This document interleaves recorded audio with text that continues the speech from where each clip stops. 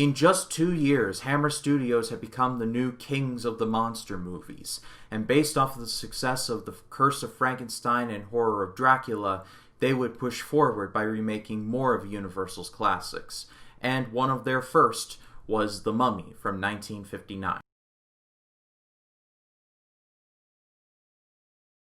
In just 2 years, Hammer Studios had become the new kings of horror movies. After the successes of Curse of Frankenstein and Horror of Dracula, Universal must have recognized where the wind was blowing and gave Hammer all of the rights to remake their classic monster movies.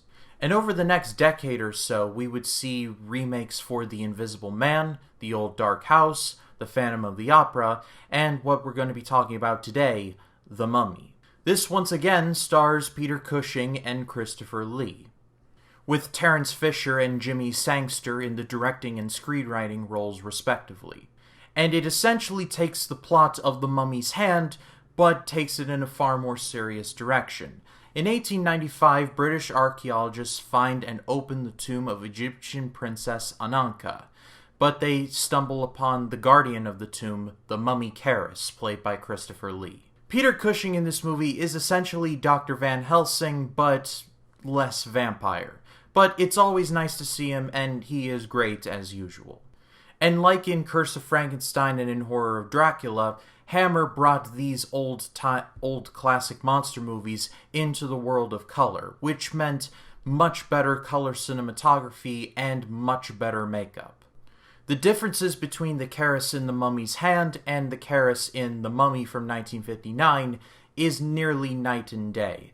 Charis in total is just a far more sinister character. We get to see how Charis was turned into a mummy, and while a lot of it is not shown due to the restrictions at the time, you do fill in a lot of blanks in your head, and it's pretty rough. But supposedly there was supposed to be even more violence. Peter Cushing said in an interview that he proposed to actually stab Christopher Lee with a spear, stab Charis with a spear. But it was left on the cutting room floor. Yeah, even though this movie is over 60 years old, I kinda want to see that now. But like I said in my video for The Mummy in 1931, when people think of The Mummy, they think of either the Brendan Fraser versions or the Tom Cruise ones, for campy and just all the wrong reasons, respectively. But I do highly recommend to you all that if you have not seen either the 31 or the 59 versions of The Mummy, go check them out, because you will change your mind about The Mummy almost instantaneously.